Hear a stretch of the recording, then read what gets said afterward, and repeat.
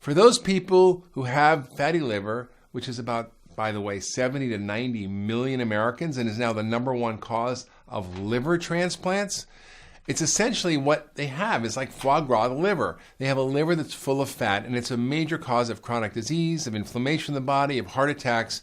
You see, foie gras is made by force-feeding ducks or geese, not fat, but sugar in the form of corn and starch. It's a really sad, horrible practice. In the body, this sugar turns on a fat production factory in the liver.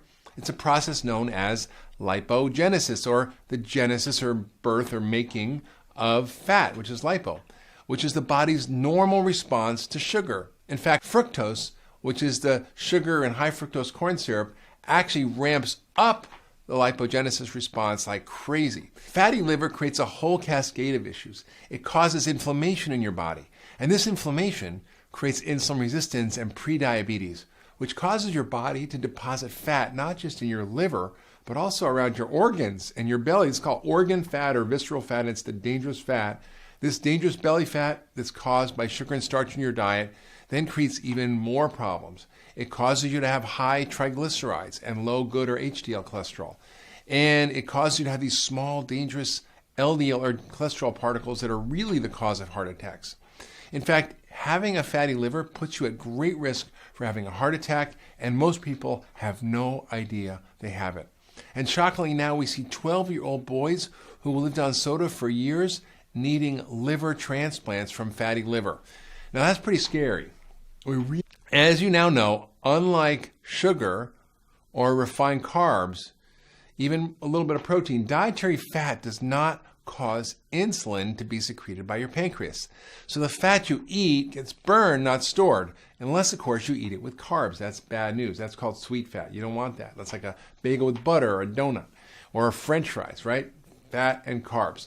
When you eat more of the right fat, you increase the speed of your metabolism, you stimulate fat burning, and you cut your hunger. Fat turns off.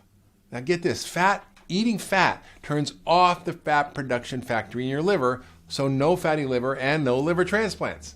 Considering that fatty liver is caused by too much sugar and carbs, and is now the most common liver disease and the leading cause of liver transplant, cutting the carbs and boosting the saturated fats may be part of the solution. Now, I know it seems kind of confusing, but repeatedly the research shows that it's carbs, not fat, that causes more fat in your body and in your belly and in your liver and bad cholesterol. So you see, it's actually the carbs that trigger inflammation through the liver. We've all been so focused on saturated fat as the bad guy that we miss the real bad guy, which is sugar and fructose. Our government tells us to limit our saturated fats to 7 to 10% of our calories, while at the same time telling us it's okay to have up to 25% of our calories from sugar. Really? 1/4 of our... But the take-home message here is that saturated fats lower inflammation when, only get this, when consumed with a low refined carb and low sugar diet. It's also high in fiber, lots of veggies and nuts and seeds, and that has a lot of omega-3 fats, which is like sardines and fish oil and so forth.